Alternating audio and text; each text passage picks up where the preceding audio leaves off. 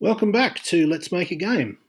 If you watched my previous video, you may have noticed that there is a new set of icons on the sidebar representing, or at least they're going to represent, spells that the player might learn, or the player character might learn during the course of the game. And you might have wondered where I got them from. Well, that's what I'm going to talk about in this video. I got them from the website gameicons.net. That's GAME-ICONS.net. I will also put the link in the description. And it is, as you can see, free. But there is a requirement that you give credit, as I'll show you. It has a search bar. You can download the whole thing and just go through it. This is a zip file with this button here will give you is a zip file with all 4,131. You can also, they've listed some of the common keywords, and you can click there, but you can also search. So let's say I want something representing magic, search by magic, and it'll give me anything that sort of has the word magic in any part of its description, most of which will be individual icons. This one is a set. I would imagine that one of these, it says 42 door and gate icons. I would imagine that one of them is like a magic portal or something, and that's why it's brought that up. But let's say that I like the look of this one. I can click there, and now we're on the page with the individual icon. I can download it as a PNG, which is a sort of normal picture file, or an SVG, which is a special sort of file that you can't use directly on websites, and therefore you can't use directly in a Twine game. You will have to turn it into a normal picture format file like a PNG or a JPEG or GIF/GIF. But the advantage of SVGs are that you can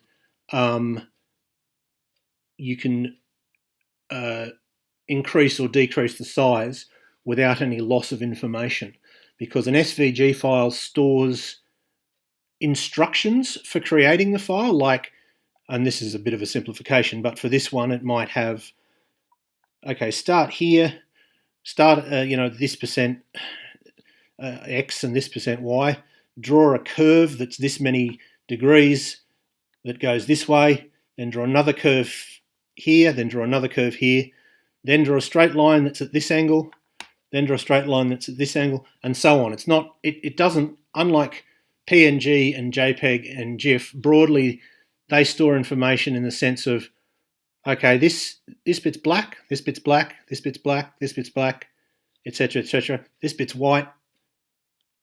They store information about sort of each part of the picture. There are there's a lot more complexity to it than that, but for the purposes of this discussion, and whereas these they don't store the final result, they store the instructions for creating it, and that means they're a lot smaller, and it also means that if you increase the size or decrease the size, all it has to do is just change the distances that it's talking about. And so you don't lose any fidelity. Whereas if you have a picture file like this and you shrink it and save it, and then you blow up that shrunken file back to its original size, what you get will be rougher looking than what you started with, because there is a loss of information. They are lossy, as it's sometimes called. Now, you can change the background colours and stuff. So I could say I don't want it to be black, I want it to be green. You can only change the, and this is the reset button if you want to do stuff like that. You can only change the black bit to different colors. If you want to change the white bit, you'd need to do that in another program, which I'll show you how to do. You can also do things like putting a gradient on there, so have it change from black to purple, say. And as you can see, it fades from black to purple. Downloading it is quite simple. You just click on one of these and it'll treat it as however your browser treats downloading. So in my case, if I do this, it'll just send it straight to the downloads file.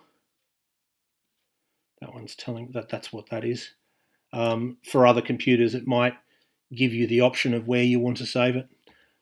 The only other thing I want to show you is these tags. Actually, sorry, there's two more things. Every picture has a series of tags. This one has hand and star for obvious reasons. And if you want to look at everything that has the hand tag, you can click on these little pictures to sort of scroll back and forth between them, or you can click on the word and it'll give you everything, and then you click on the one you want to go to its individual page. The other thing I wanted to show you is underneath the title, this thing. It says who it's by. This guy Lork seems to have made most of the pictures that are on this page, and then it says what the license is. The license has been the same on every one that I've seen, so I think it's the same for all of them. And that's just telling you that is a Creative Commons attribution license.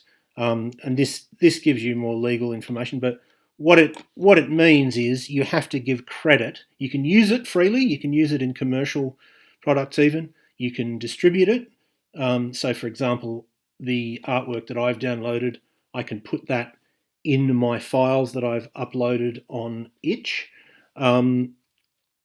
But you have to give credit.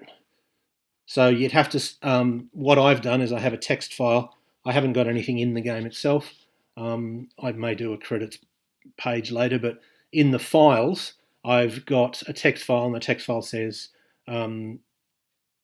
such and such icon by Lork. All icons taken from gameicons.net, and then I've got a list of, icon by Lork, this icon by this, etc., etc. And then I've got used under a Creative Commons attribution license. So that lets people know who know what a Creative Commons license is, that they too can use it, and that they too have to give credit. So when you download these things, they're 512 pixels, or in this case, you have to get into a program and turn it into a sort of normal picture file.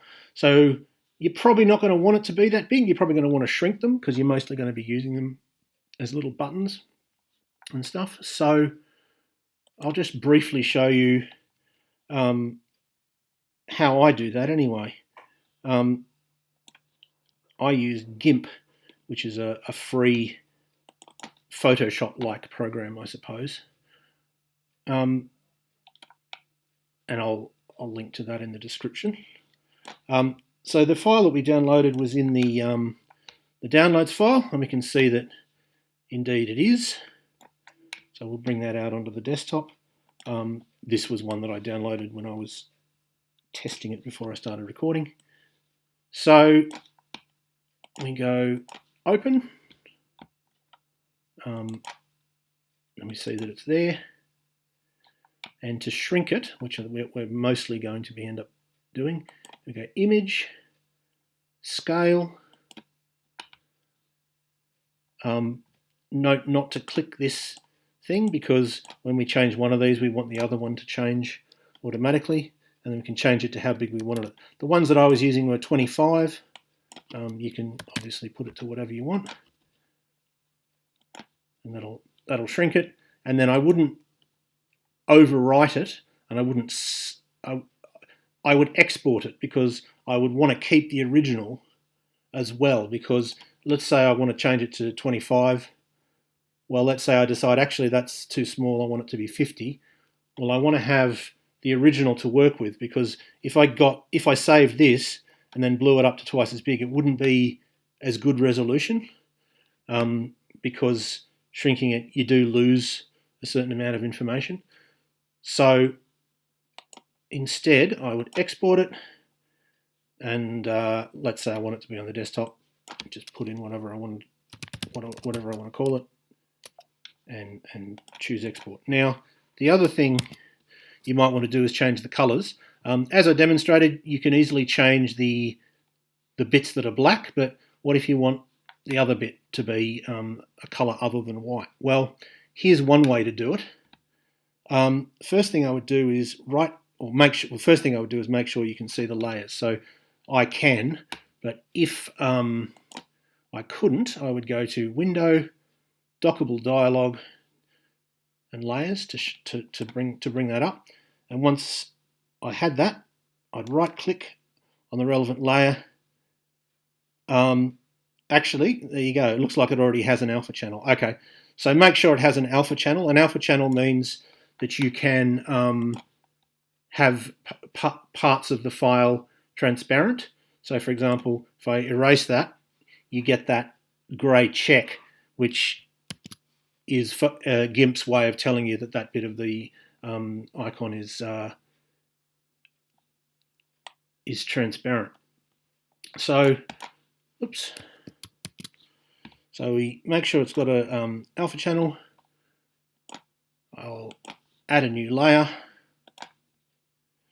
Let's say we want that layer. Let's say we want the hand to be red. Okay.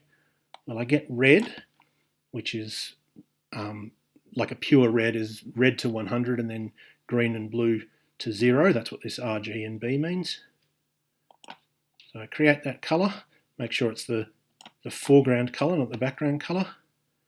And I'm going to use the bucket fill tool to fill in this entire layer. And because I've got this one is darker, that means I'm going to fill in the top layer. It's not filling in the bottom one. I could do it that way, but it would have a slightly less good result. So I've created a red layer. Now I want to get this magic wand tool here, fuzzy select, and I click in. Oops, sorry. I make sure I'm on the right layer. Then I click in there, and that should highlight all the whites. Now, if we zoom in, we might see that it sort of hasn't got, like I might sort of want to get some of those grey ones as well. So what I might do is grow the selection by 1 pixel, and then if we zoom in again, we can see that it's sort of got all the ones that are shades of grey as well, which is good because we're not going to have any leftover grey bits. Not that it'll make a lot of difference, but it's probably slightly better. So having got all that, having selected all the white, we can just cut it, which is Edit and Cut, or on this computer, which is a Mac, it's Command X. On PCs, it would be Control X. But anyway, when we cut that, it disappears, and therefore what you see is what's on the layer below it, which of course is plain red. And then we can, as before, depending on what we wanted to do with it, we'd probably end up shrinking it, and then exporting it. And if we thought that was a lot of steps and we didn't want to do it again, we might export. Maybe you'd export that as, hand red master or something like that. So if you wanted to go back and do it again at a different size, you wouldn't have to do all the steps again. You'd have a picture that you could start from.